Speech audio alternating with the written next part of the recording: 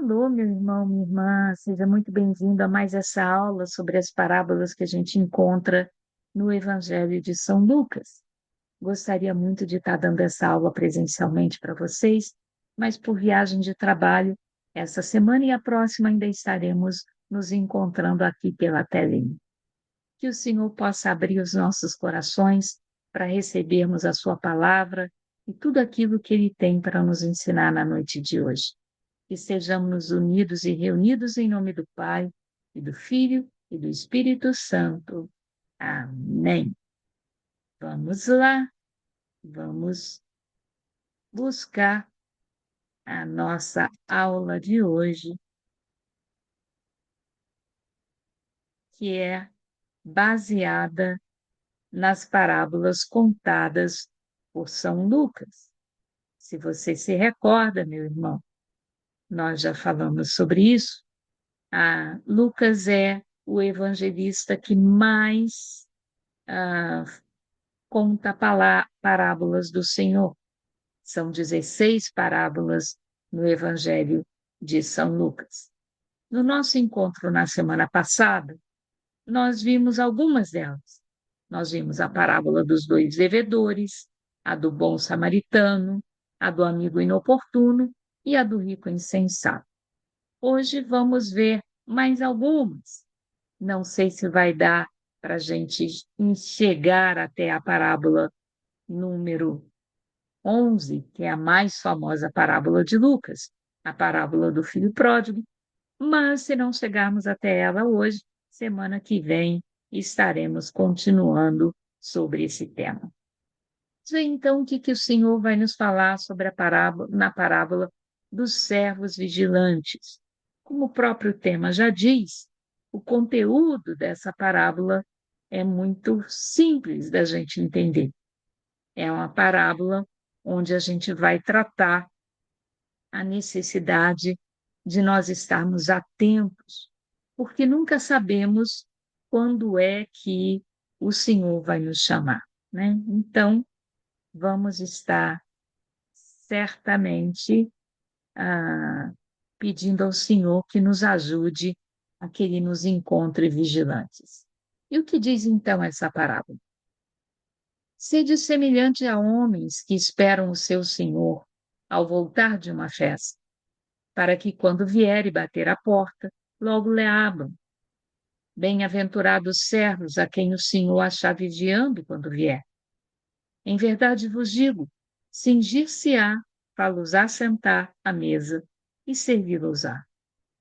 Se vier na segunda ou se vier na terceira vigília e os achar vigilantes, felizes daqueles servos. Ora, o que o Senhor está nos falando aqui não é uma mensagem nova, é uma mensagem, inclusive, muito parecida com o que a gente viu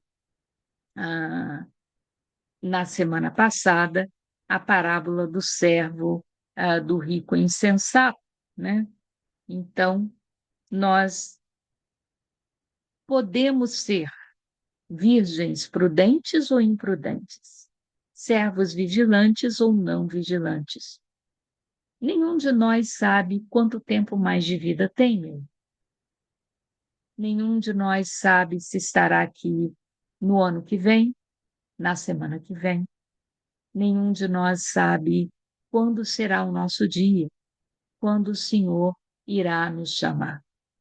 Ora, pode ser hoje, pode ser amanhã, pode ser daqui a 10 anos, pode ser daqui a 15 anos, pode ser daqui a 30 anos. Nós não sabemos quando estaremos. Ora, o que é importante é a gente viver cada dia com a consciência tranquila. Se Deus voltar hoje, se Deus me chamar hoje, se hoje for o meu dia de encontro, eu vou estar pronto. Eu não terei medo do Senhor. Por quê? Porque a minha alma está pronta para ser chamada. Essa é a mensagem dessa parábola. Pode ser que ele chegue na primeira hora, na segunda hora, na terceira hora. ele precisa te encontrar tão pronto na primeira quanto na segunda ou na terceira. Se o Senhor soubesse quando virá o ladrão, ele se protegeria e não deixaria que a casa fosse arrombada. Deus não nos revela quando seremos chamados. Deus não nos revela quando será o fim dos tempos. Até porque seria muita crueldade. Se todos nós já soubéssemos de antemão qual seria o dia em que viríamos de morrer, isso mudaria a nossa forma de viver cada um dos nossos dias. E o que nós precisamos é viver cada dia com a sua própria preocupação, como Jesus vai falar lá no Sermão da Montanha. Em outras palavras, meus irmãos, sejamos prudentes. Já está chegando aí, se aproximando o tempo do Advento, onde nos preparamos não para a primeira vinda de Jesus, que aconteceu em Belém, mas para a segunda vinda de Jesus para julgar todos os povos. Se ele nos encontra servos prudentes, ele de Senhor se fará nosso servo. Ele vai nos dizer: senta aqui, descansa, você já fez a sua parte, deixa que eu faça o resto, deixa que eu complemento, deixa que eu cuido do que precisa ser feito agora. Então, é isso que devemos viver, né? Cada momento como se fosse o momento em que seríamos chamados pelo Senhor. Esse é um tema que vai voltar em muitas parábolas, porque já dissemos, Jesus contava a mesma mensagem, o mesmo evangelho para diferentes cidades, para as vilas onde ele entrava. A uns ele falava da rede, a outra do óleo da lâmpada, a outra do servo vigilante, a outra do rico insensato, mas querendo transmitir a mesma mensagem. Opa, vamos estar prontos, meus irmãos. Parábola da figueira estéril. Eu gosto bastante dessa parábola também. Disse-lhes também essa comparação. A gente encontra essa parábola no capítulo 13 do Evangelho de Lucas. Um homem havia plantado uma figueira na sua vinha e, indo buscar fruto, não o achou. Disse ao viticultor: eis que 3 anos há que venho procurando fruto nessa figueira e não o acho. Corta, para que ainda ocupa inutilmente o terreno. Mas o viticultor respondeu: Senhor, deixa ainda esse ano, eu lhe cavarei em redor e lhe deitarei adubo. Talvez depois disso dê frutos. Caso contrário, cortá-la-ás.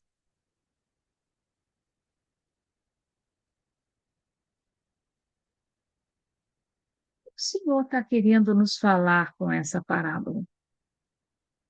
Ora, nenhum de nós é um zero à esquerda, meu irmão. Você não nasceu à toa. Dos milhões de espermatozoides que podiam ter fecundado o óvulo da sua mãe, foi exatamente aquele que geraria a sua pessoa que teve um infeliz encontro. Cada um de nós é um ser único para Deus. Cada um de nós tem um talento. Cada um de nós tem uma missão nesse mundo. As missões são diferentes. Um recebe 5, outros 3, outro um talento, mas cada um de nós tem uma missão. Nós podemos viver a vida cumprindo esse nosso propósito ou passar pela vida como se não houvesse um amanhã. Então, mais uma vez, a questão de estar preparado. Nós somos, a igreja diz, existem 3 tipos de igreja. A igreja triunfante, que são aquelas pessoas que já estão na glória de Deus, que já passaram por essa vida, já cumpriram seu período de purgatório, já estão nos braços do Pai. Nessa igreja se encontram a Virgem Maria e todos aqueles santos que já alcançaram a glória de Deus. O segundo tipo de igreja, segundo a nossa igreja, é a igreja padecente. são aquelas pessoas que já morreram. Elas não podem fazer mais nada pela sua salvação. No momento em que elas morreram, acabou o tempo delas de construírem a sua eternidade junto de Deus. Se elas foram boas, elas serão chamadas a entrar no reino dos céus. Dependendo de quão boas elas foram, o tempo delas de purgatório será nenhum, um pouquinho, um pouco, um pocão, muito, mas elas chegarão no céu. E aqueles que nunca se preocuparam em ser bons, esses não chegarão no céu. E não há purgatório que possa resolver o problema deles. Eles já não são mais igreja militante. Eles já tiveram seu tempo, já tiveram a sua oportunidade e desperdiçaram esse tempo. O terceiro tipo de igreja é exatamente a igreja que nós somos, chamada de igreja militante. Ainda estamos na jornada do deserto, atravessando o deserto rumo à terra prometida. A forma como a gente caminha nesse deserto é que vai determinar se seremos igreja padecente ou triunfante no futuro, ou se não seremos igreja. O tempo da gente construir a nossa entrada no reino dos céus é exatamente aqui nesse mundo. É dar fruto, é cumprir a sua missão, que é ser imagem e semelhança de Deus aqui nesse mundo. Se você, com a sua forma de viver, de pensar, de agir, você faz as pessoas lembrarem que Deus existe, parabéns. Você continuará a ser igreja mesmo depois da sua morte, padecente por um tempo e depois triunfante.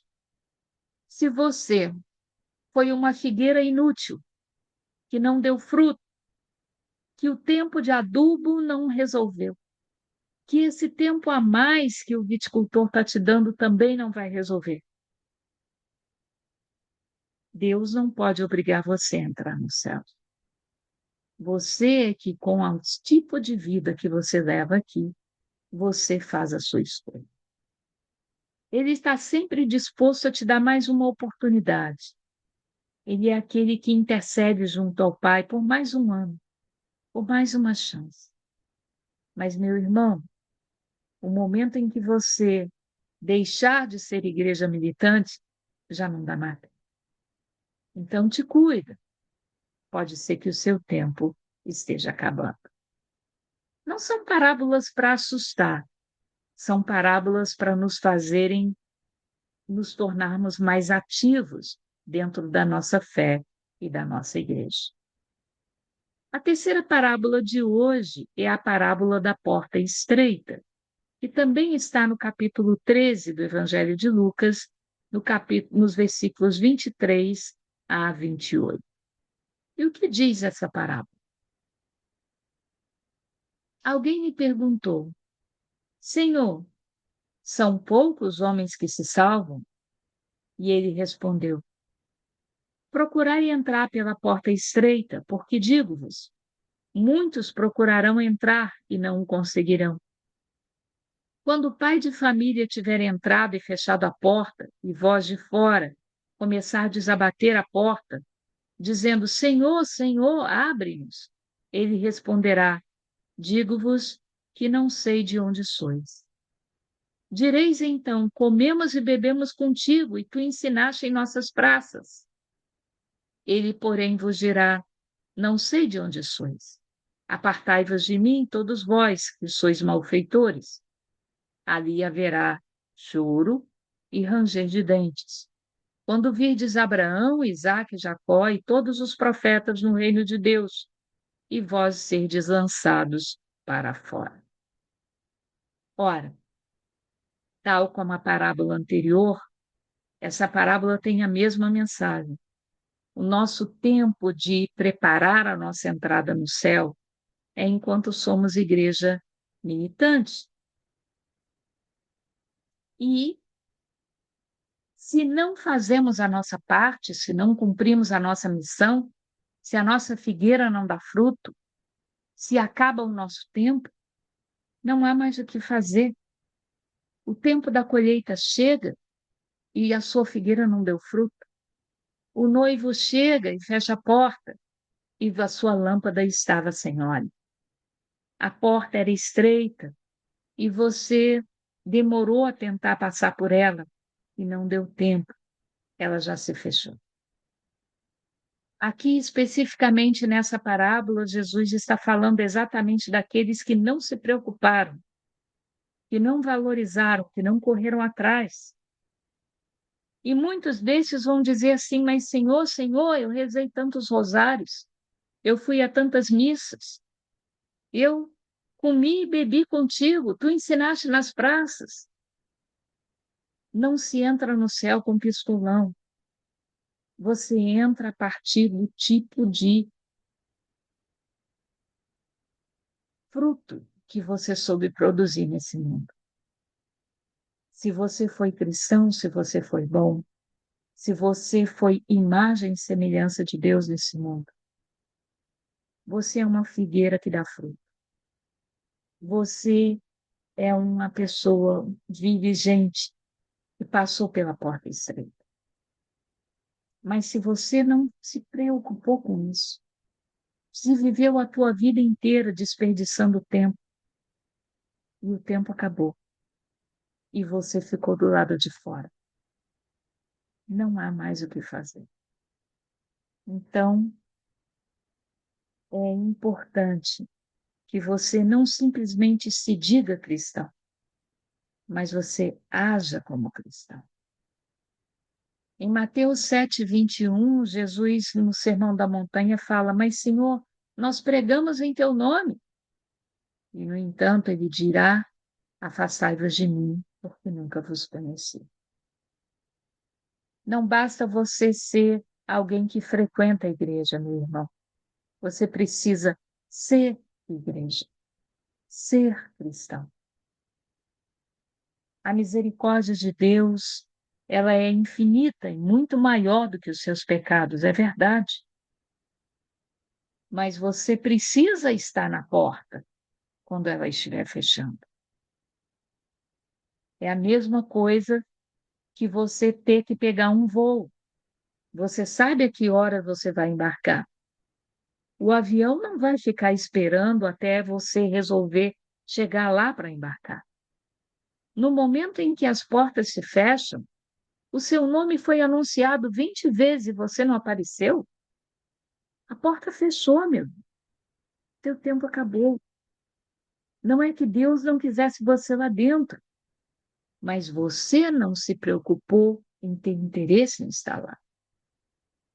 Porque se você tem um menor interesse, Deus te ajuda naquilo que Ele pode e o que não pode, porque ninguém mais do que Ele quer que você entre por essa porta. Não perca tempo. Não deixe de se preocupar com isso. A parábola do construtor da torre, Jesus vai nos falar de prudência, de procurarmos sermos ligados nas coisas desse mundo. Vamos ver o que ele nos fala. Essa parábola está no capítulo 14 do Evangelho de Lucas e diz assim: se alguém vem a mim e não odeia seu pai, sua mãe, sua mulher, seus filhos, seus irmãos, suas irmãs e até sua própria vida, não pode ser meu discípulo. E quem não carrega a sua cruz e me segue, não pode ser meu discípulo. Quem de vós, querendo fazer uma construção, antes não se senta para calcular os gastos que são necessários a fim de ver se tem com que acabá-lo? Para que depois que tiver lançado os alicerces e não puder acabá-la, todos os que virem não comecem a zombar dele, dizendo: esse homem principiou a edificar, mas não pôde terminar. Ora, essa é uma parábola complicada, aparentemente, né? Porque Jesus começa falando uma coisa muito dura para nós, né? Se alguém vem a mim e não odeia seu pai, não odeia sua mãe, sua mulher, seus filhos, seus irmãos e até mesmo a si mesmo, não pode ser meu discípulo. Aí você escuta essa parte dessa parábola e você se lembra que o quarto mandamento da lei de Deus é honrar pai e mãe. Ora, e que lá em João, no capítulo 15, Jesus nos diz que nós temos que nos amar uns aos outros como ele nos amou. E aqui ele está falando para a gente odiar? Não, não é bem assim, meu irmão. É uma figura de linguagem para os judeus. O que Jesus está querendo dizer aqui é que Deus tem que vir tão à frente na nossa vida do que todas as outras pessoas, que quando você compara o que você sente por Deus e o que você sente por seu pai, sua mãe, sua mulher, seus filhos, seus irmãos, é algo tão distante um do outro que se um é o amor, o outro até parece que é ódio. Não é que Jesus esteja querendo que você odeie. Jesus está dizendo que ele precisa vir em primeiro lugar. Não para que o outro seja maltratado, mas muito pelo contrário. Porque quando você não tem a dimensão do olhar do outro para se relacionar com uma outra pessoa, você, na verdade, muitas vezes, norteia a sua atitude e o seu relacionamento com esse outro de acordo com aquilo que ele faz. Então, se ele faz o que te interessa, você gosta dele. Se ele não faz o que te interessa, você odeia ele. E é exatamente o que Deus não quer. Então, ele quer vir em primeiro lugar, porque mesmo aquela pessoa que te trata mal, se você considera que Jesus morreu por ela numa cruz, se você quer ver Jesus, a quem você ama, feliz, você vai tratar bem aquela pessoa. Humanamente você não faria isso. Mas quando, na verdade, Deus é o principal na sua vida, você engole qualquer sapo por causa de Deus. Então, ao nos convertermos, nós devemos sempre ter a consciência de que Deus tem que vir em primeiro lugar, à frente de pai, de mãe, de filho, de mulher, de esposa, porque essas pessoas certamente vão nos desapontar. E quando a gente não tem Deus como referência, a gente se descarta daquelas pessoas que não nos tratam de acordo com os nossos interesses. E não pode ser assim nas coisas de Deus, né? Então, nós, se queremos ser de Deus, queremos saber que Ele vai exigir isso de nós, que Ele venha acima de todas as coisas. Ora, e tome essa decisão agora, meu irmão. Porque às vezes a gente começa a caminhada com Deus e para no meio do caminho. Tal como a gente começa a obra na nossa casa e muitas vezes para no meio do caminho. Como os nossos políticos começam uma obra e param no meio do caminho. Deus está nos precavendo aqui para que a gente tenha já de antemão a noção de que se somos de Deus, Ele nos exigirá muito. E nós não podemos dizer, mas Senhor, o Senhor não tinha me dito que eu precisaria perdoar o outro. O Senhor não tinha me dito que eu precisaria continuar a amar o outro. Não, Ele está te dizendo, para que você tenha total consciência do que Ele espera de você. Para que não aconteça de você acabar sendo semente que cai na beira dos espinhos ou no terreno pedregoso. Ele quer você num terreno fértil. Então, esteja consciente do que Deus espera de você. Esse é o sacrifício que Ele vai te pedir.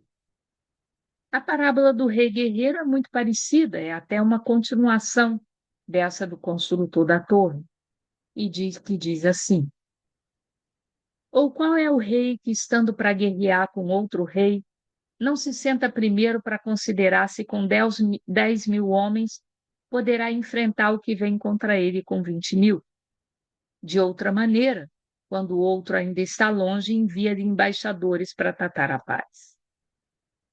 Assim, pois, qualquer um de vós que não renuncia a tudo que possui, não pode ser meu discípulo.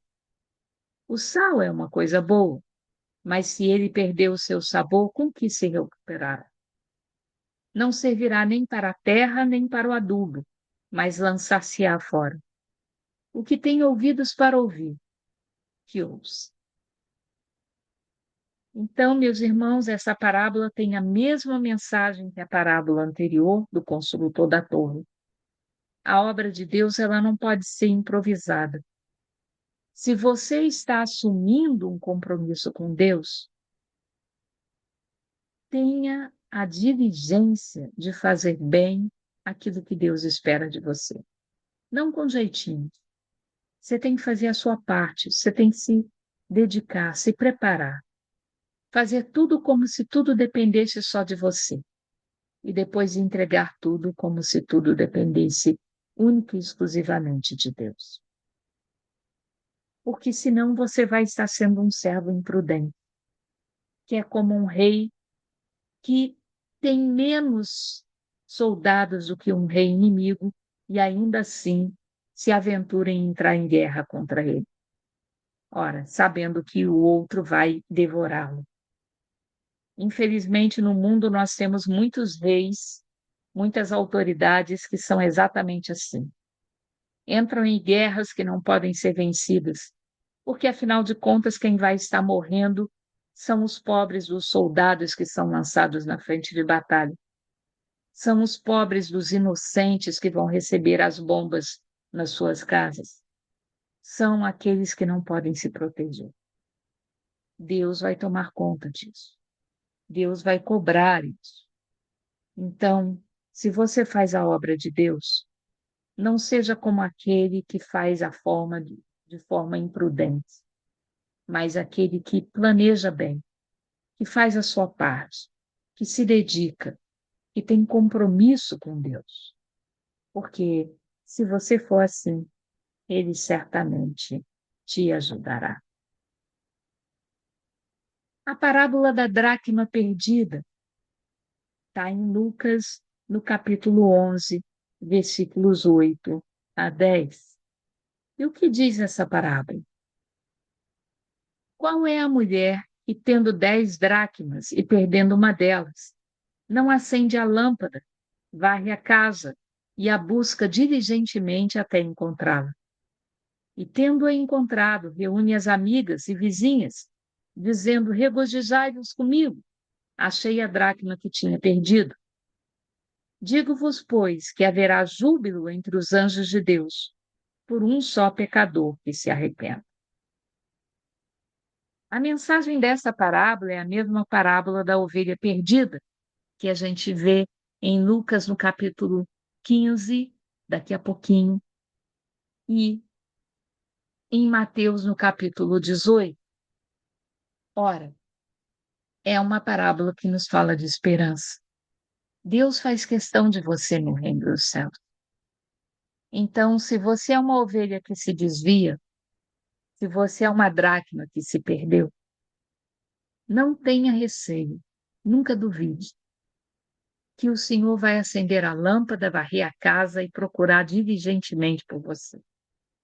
Ele vai deixar as 99 ovelhas seguras no aprisco e vai buscar você, a ovelha que se perdeu. Nenhuma ovelha é dispensável. E nós, cristãos, tínhamos que ter um pouco mais de zelo por causa disso.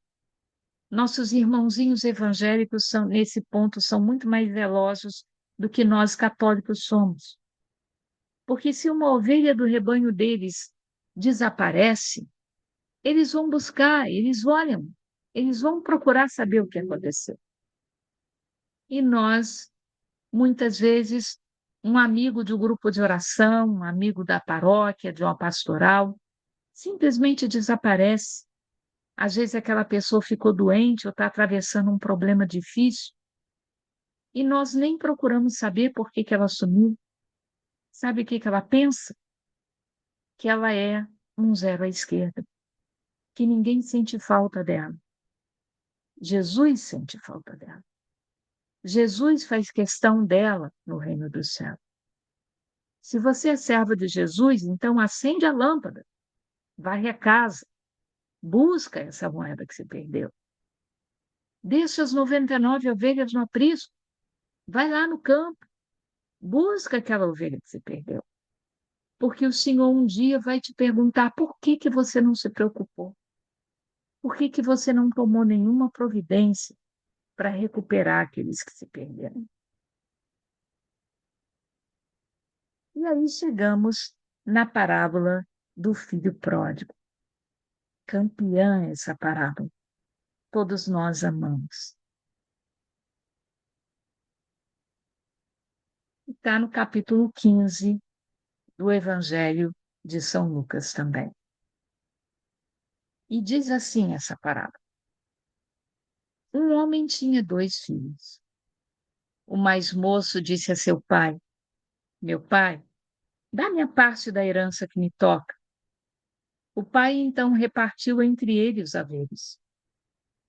Poucos dias depois, ajuntando tudo o que lhe pertencia, partiu o filho mais moço para um país muito distante e lá dissipou a sua fortuna, vivendo dissolutamente. Depois de ter esbanjado tudo, sobreveio àquela região uma grande fome e ele começou a passar penúria. Foi pôr-se a serviço de um dos habitantes daquela região, que o mandou para os seus campos guardar os porcos. Desejava ele fartar-se das vargens que os porcos comiam, mas ninguém as dava. Então, entrou em si e refletiu: quantos empregados há na casa de meu pai, que tem pão em abundância, e eu aqui estou a morrer de fome. Levantar-me-ei, irei a meu pai e dir-lhe-ei: meu pai, pequei contra o céu e contra ti. Já não sou digno de ser chamado teu filho. Trata-me como a um dos teus empregados. Levantou-se, pois, e foi ter com seu pai. Estava ainda longe quando seu pai o viu e, movido de compaixão, correu-lhe ao encontro, lançou-se-lhe ao pescoço e o beijou. O filho lhe disse então: meu pai, pequei contra o céu e contra ti. Já não sou digno de ser chamado teu filho. Mas o pai falou aos servos: trazei-me depressa a melhor veste e vestilha, e ponde-lhe um anel no dedo e calçado nos pés. Trazei também um novilho gordo e matai-o. Comamos e façamos uma festa. Este meu filho estava morto e reviveu. Tinha se perdido e foi achado. E começaram a festa. O filho mais velho estava no campo. Ao voltar e aproximar-se da casa, ouviu a música e as danças. Chamou um servo e perguntou-lhe o que havia. Ele lhe explicou: voltou teu irmão, e teu pai mandou matar um novilho gordo, porque o rei encontrou são e salvo. Encolerizou-se ele e não queria entrar, mas seu pai saiu e insistiu com ele. Ele então respondeu ao pai: há tantos anos que te sirvo, sem jamais transgredir ordem alguma tua, e nunca me deste um cabrito para festejar com os meus amigos. E agora que voltou este teu filho, que gastou teus bens com as meretrizes, logo lhe mandaste matar um novilho gordo. Explicou-lhe o pai: filho, tu estás sempre comigo, e tudo que é meu é teu. Convinha, porém, fazermos festa, pois esse teu irmão estava morto e reviveu. Tinha se perdido e foi encontrado. Se você pensar bem, é a mesma mensagem da parábola da ovelha perdida.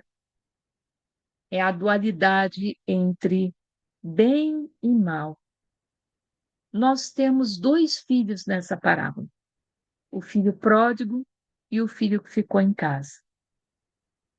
Deus muitas vezes gosta de nos botar essa dualidade: bem e mal, vida e morte, bom e mal, santo e pecador, dia e noite, luz e trevas, sempre mostrando que a vida é feita de escolhas.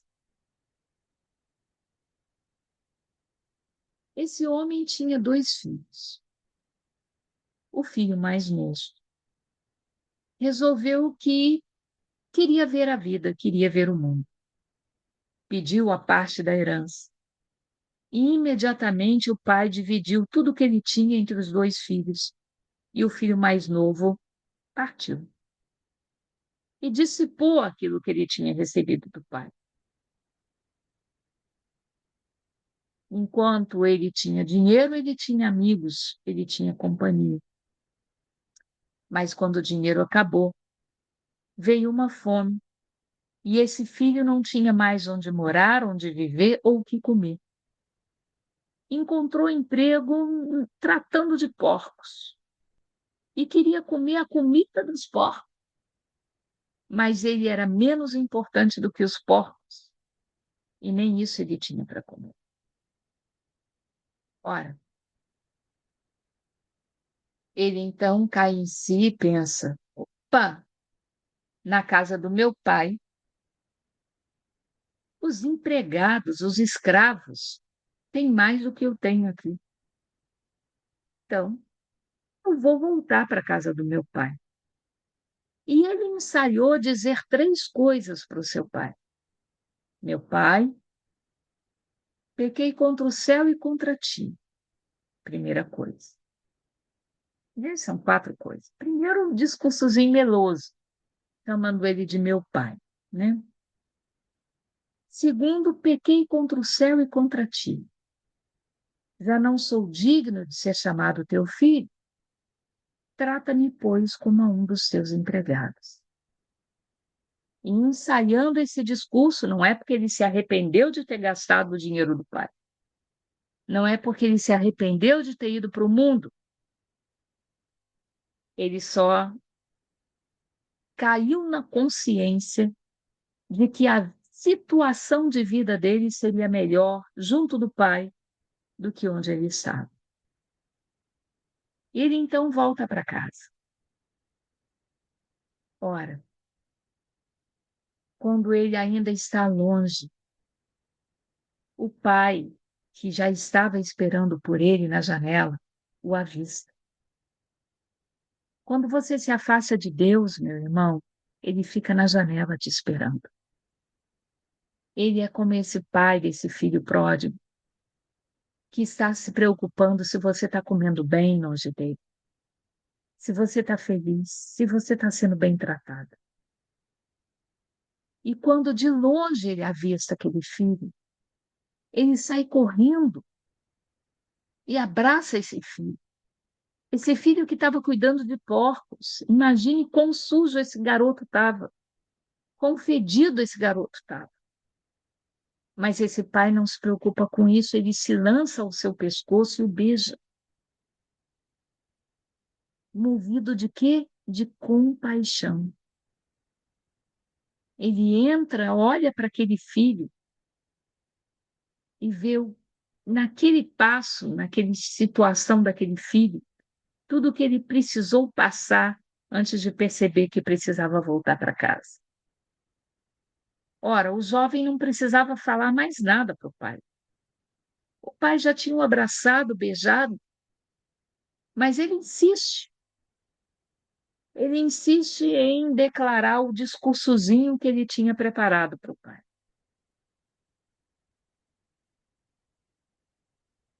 O pai não pergunta para ele cadê o dinheiro, o pai não pergunta para ele onde ele teve, o pai não pergunta para ele por que ele está tão sujo, o pai o aceita na situação que ele está. Ora, o filho então se volta para o pai e diz: meu pai, Pequei contra o céu e contra ti. Já não sou digno de ser chamado teu filho. Mas cadê o quarto item, minha gente? Cadê o trata-me como teu empregado? Ele não fala. É que nem a gente que fala para Deus assim: ai, Senhor, que besteira que eu fiz, que sufoco que eu tô. Se o Senhor me tirar dessa, eu nunca mais vou fazer isso. Deus sabe que na primeira esquina a gente vai fazer exatamente a mesma coisa. Mas a gente faz questão de prometer. Ora, o pai não dá muita bola para o discursozinho. Manda trazer uma veste, tirar aquela roupa fedida, o anel, que era um símbolo de dignidade, calçado nos pés, tudo para recuperar a dignidade daquele garoto. O pai faz. E prepara uma festa, um banquete para esse filho se sentir bem-vindo, bem acolhido na casa do pai. Ora, a festa começa. E o filho mais velho, que estava no campo, se aproxima e escuta o barulho. E ele, então, manda chamar um servo e pergunta o que está acontecendo. E o servo diz: o teu irmão voltou para casa e teu pai mandou matar um novilho para celebrar. O filho mais velho fica com tanta raiva que se recusa a entrar em casa. Tal como o pai saiu para acolher o filho pródigo que estava voltando e correu ao encontro dele, quando esse pai fica sabendo que o filho mais velho está se recusando a entrar em casa, ele sai da mesma forma para cuidar, para falar com o filho mais velho. Ora, nós muitas vezes somos esse filho mais velho, meus irmãos, que quando vemos um filho pecador voltar para casa, a gente fala assim: ah, mas esse aí pintou e bordou e agora chega aqui com a cara mais lavada no grupo ou na missa. Se nós amamos de verdade o Pai, nós sabemos que enquanto aquele filho pródigo esteve longe, o coração do pai sofria. Ele não saía daquela janela esperando o filho voltar. Em nenhum momento nós estamos dizendo que o fato do filho pródigo, o filho mais novo, ter ido e esbanjado o dinheiro do pai, e pintado e bordado e só voltado para casa quando estava no pior, que ele é um santinho. Não, ele não é. Mas alguns de nós precisa entrar na lama antes de perceber que Deus é uma melhor opção. E Deus entende isso. E Deus reconhece isso. Que se essas pessoas que se afastaram, que escolheram seus próprios caminhos, se elas voltam para Deus, te digo uma coisa, meu irmão, eles se tornam pessoas muito mais fiéis a Deus do que você que nunca saiu da igreja. Porque eles estiveram na lama. Eles já experimentaram a comida dos porcos. E eles perceberam quão ruim tudo isso é. E nós que muitas vezes somos filhos mais velhos e ficamos dentro de casa, no fundo, estamos invejando o outro que está aproveitando a vida. E nos ressentimos dele. Nos ressentimos de termos ficado em casa fazendo a parte que lhes cabia. Qual é a vantagem de você ser filho mais velho? É que você nunca deixou de ter o teto sobre a sua cabeça, o pão sobre a sua mesa e o carinho do seu pai. Você nunca precisou comer a lavagem de porcos para saber que você é importante. O anel sempre esteve no seu dedo, a roupa nova e o calçado nos pés. porque Deus, o teu Pai, cuidou de você. Esses filhos pródigos, que precisaram ver o mundo, eles abriram mão desse cuidado de Deus. E por isso Deus precisa fazer tanto para recuperá-los, para restaurá-los. Ora, tudo que é do Pai é do Filho. Se um filho de Deus volta, se uma ovelha desgarrada volta, significa que aquele sacrifício de Jesus na cruz por aquela pessoa não foi desperdiçado. É isso que deve mover o nosso coração. E dizer para esse nosso irmão, filho pródigo, seja bem-vindo, senta aqui do meu lado, divide comigo o que você viveu, compartilhe comigo o que você sofreu, chora no meu ombro, segura na minha mão. Que bom que você está aqui de volta. Porque você estando aqui, o nosso pai fica feliz, tendo os dois filhos protegidos dentro de casa. Mas esse filho não faz isso. Ele fica indignado e diz para o pai: eu sempre te servi e você nunca me deu um cabrito para eu celebrar com os filhos. E o que o pai responde para ele: mas meu filho, tudo que é meu é teu. É como se dissesse: meu filho, você nunca precisou que eu te desse algo, porque se é meu, é teu também. Quantos de nós somos esse filho mais velho que estamos dentro da igreja e não sabemos que tudo que é do Pai é nosso? Não sabemos que o Pai é generoso conosco. Não sabemos que esse Pai é tão apaixonado por nós que ele sai de casa para nos buscar, mesmo quando a gente está de pirracinho. Ora, meus irmãos, Jesus veio para os pecadores. E nós somos chamados a ser pescadores de almas. É a nossa missão, como filhos de Deus, sermos aqueles que botam esse filho pródigo para dentro, para ele nunca mais ter saudade do mundo lá fora que ele conheceu. Esse é o nosso papel. Fazer o nosso Pai feliz, fazendo com que o rebanho de Deus esteja protegido, amparado e seguro debaixo do teto do Pai. Amém, amém, amém. Espero que você tenha gostado das aulas de hoje, dessas parábolas tão bonitas. Na próxima semana, nós vamos encerrar as parábolas de São Lucas. Ainda virtualmente. A Norminha vai fazer o favor de transmitir a aula da semana que vem, como está fazendo com a aula de hoje. Se você não pode ir até a igreja para assistir lá e poder assim debater com seus irmãos, você pode assistir a gravação. Que o Senhor te abençoe, nos abençoe e nos guarde. Que Ele volte para nós o seu rosto e se compadeça de nós. Que Ele nos mostre a sua face e nos dê a sua paz. É o que pedimos em nome do Pai, do Filho e do Espírito Santo. Amém. Fique com Deus, meu irmão.